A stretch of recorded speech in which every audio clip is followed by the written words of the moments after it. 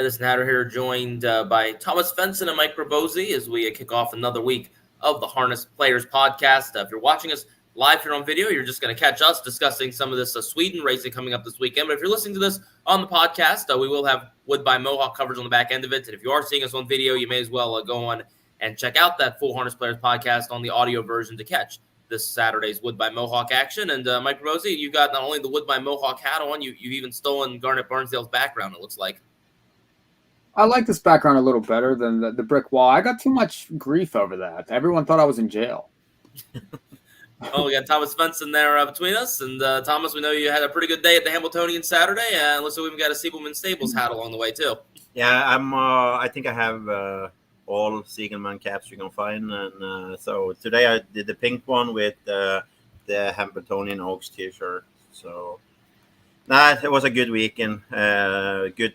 Yeah, the harness racing is a little bad when all the rain come in, but I think we were lucky because I was driving home after the races and it was nasty. It was almost being in a movie. There could be much worse. Yeah, not the prettiest of weather. It's really started coming down there on top of the Hamiltonian, and we have some Swedish connections, so it's an opportunity to discuss quickly.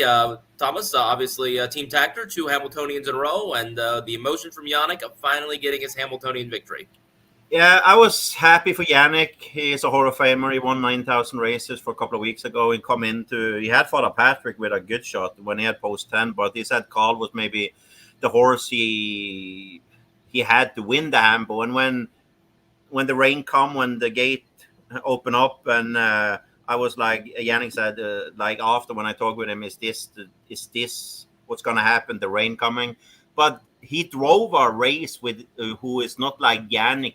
Typical style, like second over trip. He got a good trip and he got the job done. And I was super happy. I like when the best horse wins. I talk very much with Jimmy Tactor, and I'm happy for Yannick that he got the win. And for me, Carl was the horse, and everything worked out.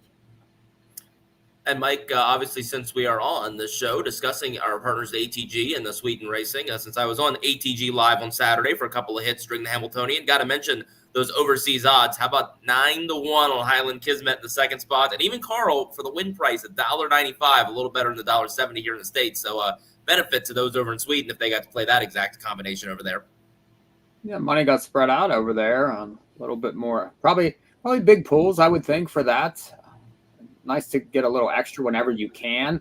And maybe the press on Carl was great if you believed. I mean, really, the horse has lost 2 races in his life. So, I mean, a lot of us were, you were always trying to beat the favorites here. I mean, it's boring for us to give analysis that says, okay, we're going to take the favorite here again and things like that. I mean, and maybe, I don't know. I don't know that he was best in the race. I thought maybe Sig Sauer was the best, but he didn't get the best trip and he didn't win the race. So, if you liked Carl and you believed, I think you got paid enough in the race.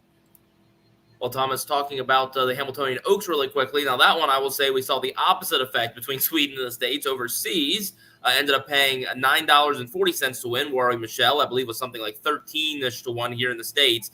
Lisa Hanover, though, was kind of the big overlay overseas. Obviously, she didn't seem to have her best stuff on Saturday, but she was 2-1, over 2-1 there overseas, and I believe even money here in the States. So that's where the big discrepancy came in the Oaks. But Team Svanstead with Warwick Michelle. Yeah, Svanstead had an amazing day like you normally have, and you can't bet Svanstead or Tactor in the Swedish pools. They got smashed every time. But I like when we talked about it, I was a little high, like value-wise on Warwick Michelle, because for me, she was maybe behind Sorry, the best 2-year-old filly. Coming back this year, no good. They did a throat surgery when you cut the muscle hair. I think it was 9 or 10 days before the Oaks elimination that worked out. She was sneaky good in the Oaks elimination. I went in with her on all my tickets, and did I expect her to win first up with no shoes, Aki? No, but she was a little lucky that Date Night Hanover hooked wheel coming on the inside. If not, she would have won with 2 lengths. So, and we talked about it. I had a podcast with Marcus Johansson, and I had one in Scandinavia before the final, and I said the only question mark I had with Alyssa is she never been to a half faster than 56 on a piece, and this time we had a half and 54 and 4, and maybe we did see something that she is more a top horse, not like like when everybody expected when she went 10 for 10 that she was going to win the Oaks. Yeah, Mike, I feel bad. Obviously, I made some money on the Oaks and liking Warwi Michelle, but obviously I'm always busy Hamiltonian week with the Clyde Hurt Journalism Workshop. Our one student was really closely working with Annie Stobie all week. Got to even feed some cookies to Elisa Hanover, so I was really rooting for her, even despite my money. But it seemed to me, I don't think she appreciated the track, the off track with rain there. I don't think she was getting over very well. Well, there was a lot of things against her too. Like the trip really didn't set up. There was a lot of speed, and that didn't really favor her. I thought the eliminations were very telling. The 3 horses that were 1, 2, 3 that won all the eliminations didn't race very well in the final, and we all thought that it set up for closers. It absolutely did, and the horses that were the cream rose there with Warwi Michelle and with Date Night Hanover, probably another closer that was a decent price was. Certainly had the trouble, but was right there in the race by a round. Another closer was right there to finish the exacta. So the race shape didn't favor, the post didn't favor her. I mean, the track obviously was something different. There was a lot of things that went against the favorite there. So I'm not really. That's the kind of times you want to take shots against those kind of horses.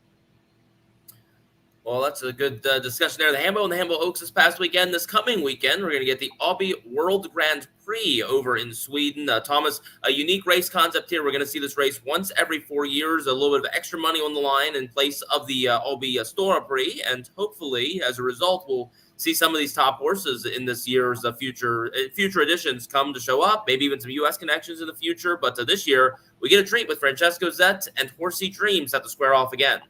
Yeah, it's a cool concept. The purse is insane. So there's almost 600,000, a little under 600,000 in the first prize. It's 1.2 million in the purse. So they was supposed to go. It's a 2-mile race. They were supposed to go with 12 horses. There's some horses did say they was coming, did not come. They ended up with only going 10. I think it is just perfect going only with 10.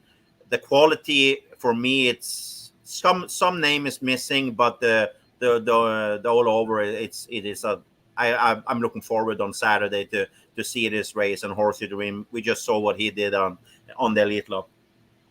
Yeah, Mike, really good card. Obviously, we'll get into some of these races. But, Mike, let's start with a little bit of Åby discussion, which obviously we started our season there with the Paralympia Travet in the beginning of May. We saw Unas Prince take care of a victory in the Paralympic race. But Åby, so we have a 1,000-meter track, 180-meter home stretch, maybe a little shorter than others. But, Mike, obviously the defining feature of Åby, we see more winners behind the leader than anywhere else, mostly because there's no passing lane in most tracks. But here we got a double open stretch. Gotta love that double open stretch. That makes the race very different. Brings those horses that are sitting second, third on the inside during the race, puts them in play for the stretch. So it's you don't see as much action. I don't believe. The horses have a better chance to win when it comes to the stretch, but maybe some of the horses aren't as trip dependent per se, but they're going to race there. I mean, they're going for a lot of money here. This is a great card, a great race. I really can't wait to see this race. I mean, you have a lot of the big players in here. I think you have the best horse right now going with Horsey Dream. I think that's the fastest horse right now that there is. So, and then you get the return of San Juan Tour. I mean, there's just so many things to like about this race. This racetrack, and there really should be no excuses for anyone. Well, we're going to start our attention with some of the other races on the 11 race card, and in fact, we're going to start our attentions with the second race, Thomas. We've got the Åby Sprint Grand Prix, 1,640 meters behind the car for the 3-year-olds and olders with the earning restrictions, going for over $62,000. This field of 10 with some names that we've talked about so far this year. Who do you like in this field? I think it is a field goal for number 5 Castor Star. I think he's down classes. I've been high on him. I've been sometimes trying to beat Francesco Zet with Castor Star. He have a good post. He have a very good driver. 4 Guys Dreams and Dragster is the fastest horses behind the gate, but Castor Star he can leave with a double open stretch. It's going to be Castor Star, I think, early in the lead, and I don't see nobody beats him. For me, it is just a field goal. Mike, is that the way you saw it too? It is. It's hard to look past that horse, right? I mean, just so much class in that horse's lines. I mean, if you look, Don Fanucci, Zet, Francisco Zet, Borb's Victory, You don't really see too many of those names on a lot of the other horses. You do see it in the fours lines, though, and that one's another one with some class. 16 lifetime wins, made 300,000, draws perfect, and was second last time too. Castor the Star, so probably a very chalky exacta here. Maybe though with the trip here, a little bit shorter distance, this horse might be able to, I don't know, make some noise late.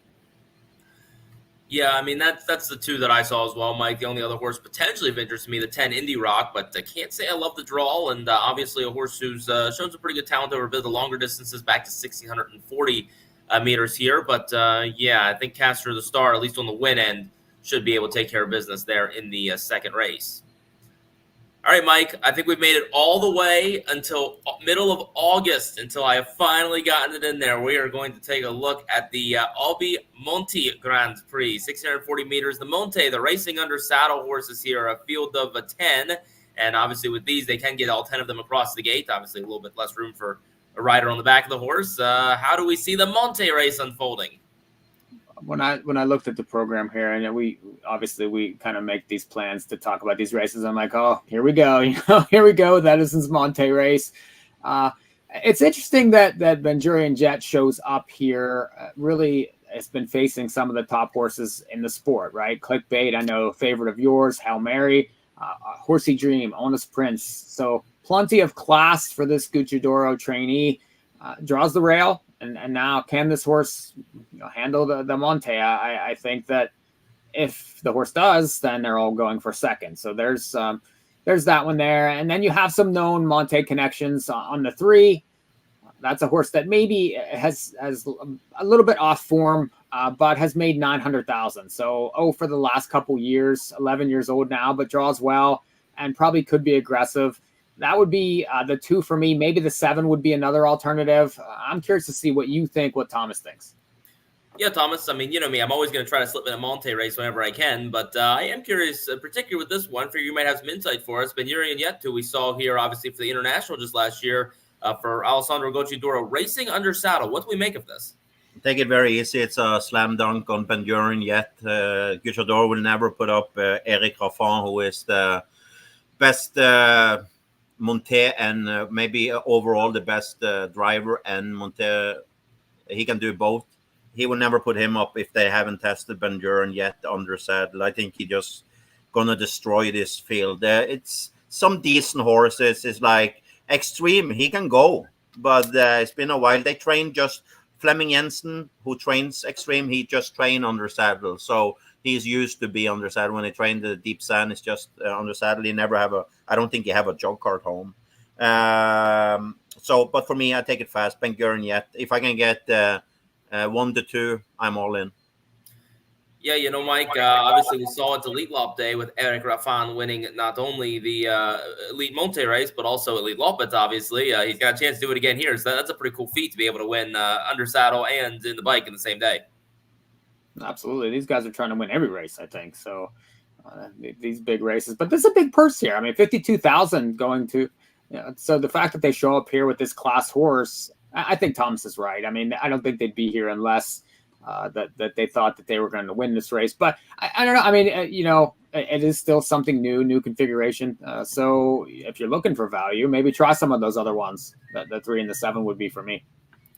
For me, it'd be the 5, Charlemagne de Guez, who obviously is kind of like Mike, like your 3, Diamante Trebat, as we are going to test all of our horrific French pronunciations. But the 5 also has, some fair backclass there with $800,000 in the bank. Last couple of seasons, well, there's some wins, but, maybe not as super consistent. But nonetheless, that's the one I go to underneath. But I'm with Thomas. Ben-Gurion Jet, I think, is an absolute slam dunk, assuming everything's to order with the racing under saddle. And obviously, Alessandro Gocciadoro, anytime we see him put something under saddle, he usually knows what he's doing. So curious to see him, though, under saddle for Ben-Gurion Jet. Definitely be a different look for him in the 4th race on Saturday. But Thomas, we'll go on and move to the 7th race, where we have the 4-year-old race here, part of the Swedish Trotting League, the Diamond Level Mares, the 4-year-olds. And this one's another field of 10 here with, again, some names that we've seen not only on this show in the past, but even racing here in the States in the form of Kitty Hawk and Pribozie. Yeah, it's a little tricky race because Kitty Hawk is a expert on a mile. This is a 1.5 miles. She guns out, and normally she goes to the lead. a mile and a half is not perfect for her. She was racing in America as a 2-year-old for Marcus Melander, and she is a little grabby girl and she wants to go. So I'm going to go a little against Kitty Hawk on a mile and a half. I'm Karabujan. They did an amazing job with her because I was not high on her in the US. They did a good job with her and overseas as Colgini. It's Dante Colgini, Adrian's brother, who is driving her this time, and he was with Lucas Wallin for a couple of weeks for 1 year ago. He's a good friend of us. We know him good. It would be cool for him if he can get a nice win on her. The post don't need to be bad for Karabujan. She have a decent helmet from the start there. If he just get a trip, I think Karabujan can be one of the players. I'm very high on number 8 at the bad post, but you know the Gucciadoro horses, they don't care about the post. If they just come, they go. Another horse who is very decent is number 6, Esperia Fonte from Gucciadoro to get Magnus use in the race by. I'm going to go against Kitty Hawk with 6, 8, maybe 9 and 10 on the ticket. The Kitty Hawk is the favorite, but one of the favorite, but I'm going to try to beat her. Yeah, Mike, Hamiltonian Day, both Eric Adielson and Adrian Colgini traveled over to the Meadowlands. Eric obviously comes over quite often. Adrian, I believe his first trip to the Meadowlands. I believe he's been to the International Trot before at Yonkers, but I was chatting with them both in the back paddock, and kind of cool. An easy way to introduce them to other people I realized was driver currently of Karabujan and driver currently of Joviality. So they're both with familiar faces to us. And everybody knows Edison too. They show up and everyone seeks you out, and finds you, gets your picture with Edison. So everyone knows you over there. I thought this was one of the tougher races for what the races that we're looking at here. It could go a number of different ways. I found a lot of the ones that Thomas did. He must be rubbing off on me, which is not a bad thing at all. The 6 and the 8 obviously are Gucciadoro types. The 6 is racing pretty well. A couple wins, 2 and 3 back at Zavala, going for decent pots there for that one. Kitty Hawk is obvious on her class, but like Thomas says, now has to stretch out. So that's maybe that could be a reason to go against. One horse I'm going to mention that he didn't is the 5, Orlando Viva. Now, this horse probably needs to step up to class up to a lot of these. I mean, has 8 wins and has only made 54,000, but draws a little better than most of them, has been bet recently in some of those races, finished second at Zavala on July the 2nd. I think that the distance should suit this horse, and you're going to get a better price than a lot of those Gucciadoro types. So maybe use the 5, I think, if you're looking for a price. Yeah, I ended up on Etijet as well there, the 8 horse. Obviously not a superb draw, but I think plenty of talent there for Alessandro Gucciadoro. Going to take a little bit of a stand against Kitty Hawk here in this spot. And, I don't dislike Karabujan in the race, but, man, obviously post 10 there in the second row, not exactly ideal. So if I was going to go for a number underneath, maybe a big number, I might actually try the 2, Kind of Magic, this French bred. Also from the Colgini barn, just 9 starts here. The 3 this year have been just okay, but obviously he's gotten the last 2 starts here over the Åby racetrack. Has had some time off now, so a lot of question marks on this horse, but did win 4 times last year as a 3-year-old. I thought maybe just the inside their trips out possibility, again, at a big, big number, maybe to round out an exact or try if you're looking to play some big numbers in the exotics. So let's see, we're down to 2 left here. Race number 10. This is the male 4-year-old race, 2,140 meters behind the car. Another field of 11, Mike. And we see more friends from the U.S., including Point to Perfect, Devilish Hill, and Crown, all of which we saw times here in the States.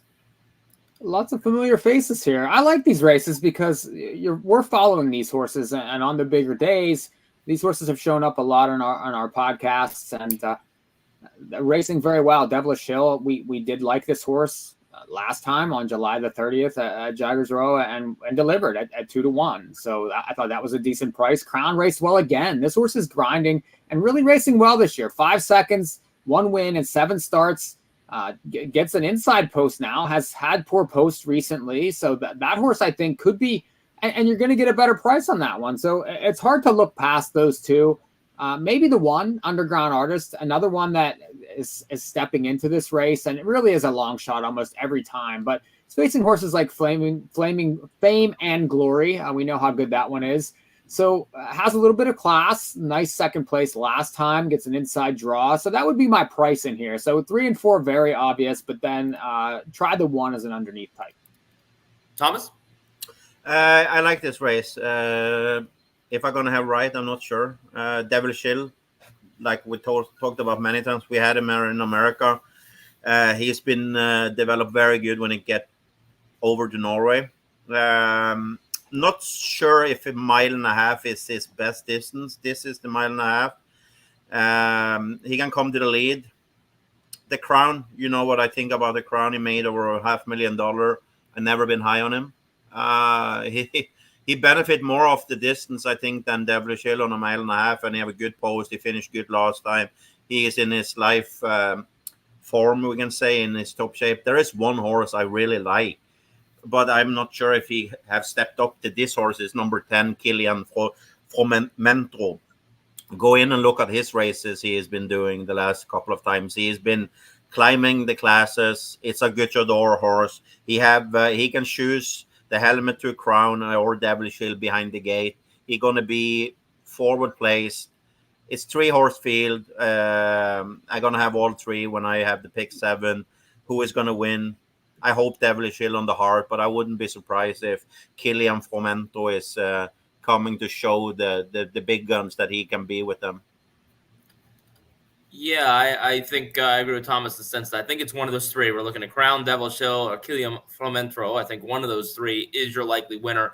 And Devilish Hill's the first one I'm willing to eliminate. And then from there, at least on paper, I prefer Kilian Fromento, and I think the price will be a little bit better. But post 10 versus post 3, and obviously Crown is right now just really, really very sharp here, obviously, after the win in Sprint Mästaren in the beginning of last month there at Halmstad. So, Crown definitely seems to be going in the right direction right now. Örjan Kihlström, Daniel Rodin, never worth counting out. So I think Crown is the direction I would end up supporting here. But we're curious to see as we get closer to Saturday, see how these pools develop, percentages within the V75 and everything, see how much money Kilian Fromento ends up taking, and see where those 2 end up at post time. Well, we move on to the big race 11, the Åby World Grand Prix. We have 10 horses in the field. Francesco Zet drew the rail. It's a post-7 draw for Horsey Dream, the Elitloppet champion. San Moteur is back. He's been racing a couple of times now. Has been seen twice in the last month and a half or so, and has put up a pair of victories on his return.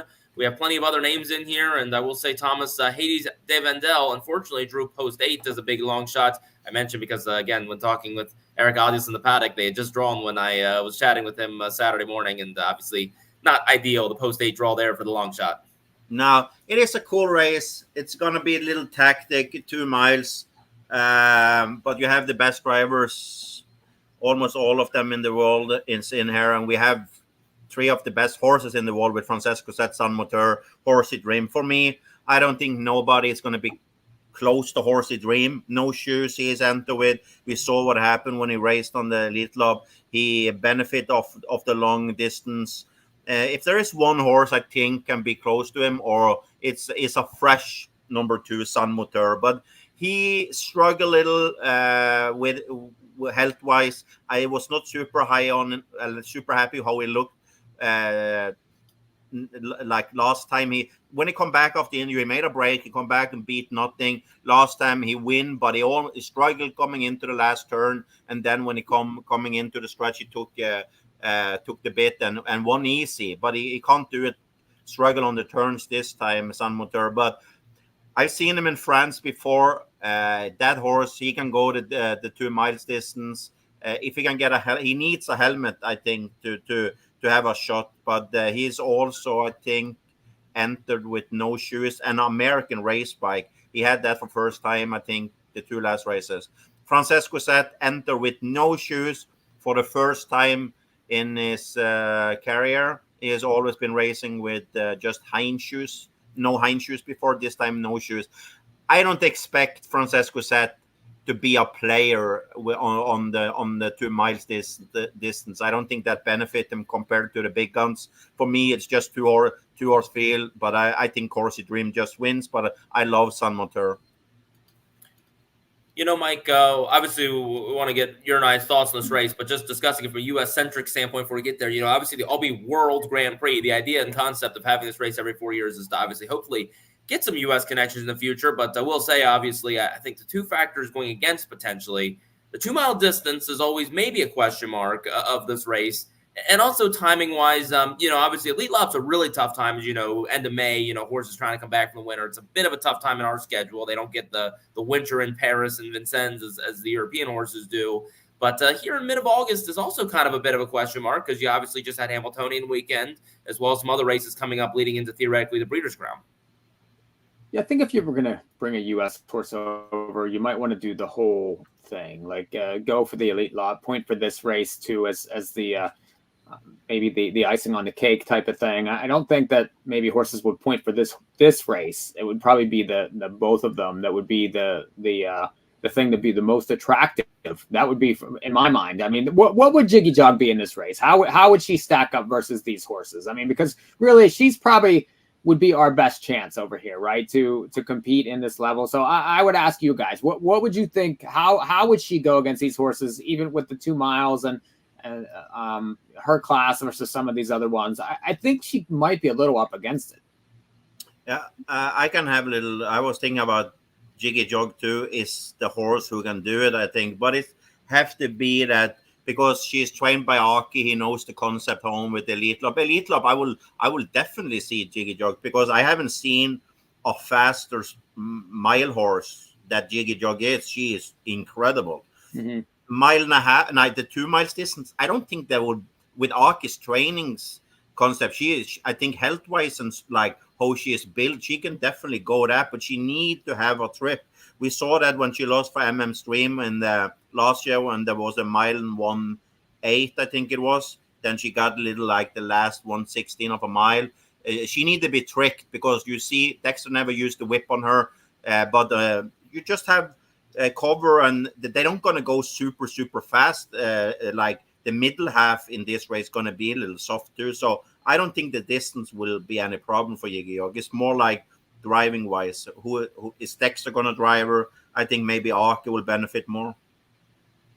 Thomas, how do you think logistically, if they do choose, let's say, to send Jiggy Jog over there next year for, say, Elitloppet and, maybe pretend that this was next year for the Åby World Prix, if they wanted to go to a race like this too, what do you think they send her over early and just leave her over there for most of the season? Or how do you think logistically that would work out? It's very easy. It's not like you just say either they have if they send the caretaker from here, either they have like one trainer with them, assistant trainer, just the 2 people, send her to in the beginning of May, maybe 2 weeks before the Elitloppet, let her get acclimated into Sweden time zone and everything like that. Then after that, just train like normal, ship down to Åby and race like normal and ship back here. It shouldn't be any problems. Well, Mike, that little sidebar aside, your thoughts on who wins this year's Åby World Grand Prix? I think Horsey Dream's the best horse in the sport right now. Just is the fastest, has really turned up to another level since winning the Elitloppet, and it was never losing that race. And we were very high on Francisco Zet going into there with that huge win streak, and we thought, okay, this is the coronation. Well, this horse made Francisco Zet look ordinary, and since then he's come back to win very well. And the horse that he was beating up on, Borup's Victory, won this past week, the last major race that we covered, and was able to win that race. And honestly, I don't really see anything in the race that's going to beat this horse.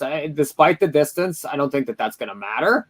I think any trip will do. And just that speed, if it turns up at this 2 mile distance, the same as it does going a mile, I mean, really, that they can't beat this horse. So I wouldn't be trying to go against. I think it's intriguing. I like the fact that the 2 main rivals draw inside and they could get trips.